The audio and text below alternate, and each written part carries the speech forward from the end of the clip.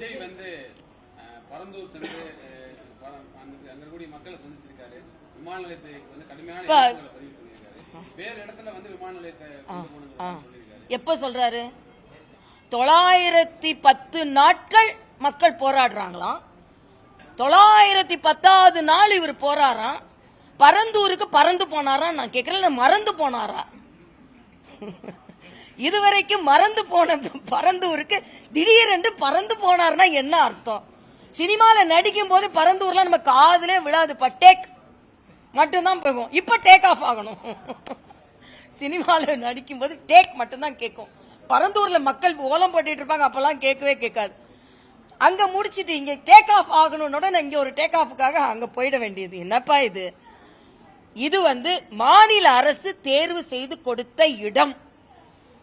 மாநில அரசு தேர்வு செய்த இடத்தை மத்திய அரசு ஏன் ஏற்றுக்கொண்டது என்றால், மீனம்பாக்கத்துல இருந்து கனெக்டிவிட்டி இருக்கணும், பெங்களூர் ஹைவேல இருந்து கனெக்டிவிட்டி இருக்கணும், டிஜிட்டல் கனெக்டிவிட்டி இருக்கணும். என்னோட 5500 ஏக்கர்ல 1000க்கும் குறைவான ஏக்கர் புஞ்சை நிலங்கள் இருக்கிறது. நான் விவசாயிகளுக்காக உண்மையிலேயே நான் அவர்களை எதிர்த்தோ இல்லனா நாங்க வளர்ச்சிக்கு ஆதரவானவன் அப்படின்னு சொல்ற மாதிரியே நாங்களும் விவசாயிகளுக்கு ஆதரவானவர்கள் தான். இதே விஜய் விவசாயிகளுக்கு கொடுக்கின்ற காம்பன்சேஷனை கொஞ்சம் கூட்டி கொடுங்க, இல்லனா அவங்க மேல வழக்குகளை ரத்து செய்யுங்க, அவங்க நியாயத்திற்கு போராடுகிறார்கள் என்று சொன்னால் நான் கேட்டிருப்பேன். நீங்க இவ்வளவு வருஷம் கழிச்சு இடத்த மாத்துங்கன்னா ஏன் முத நாளே வந்து சொல்லல?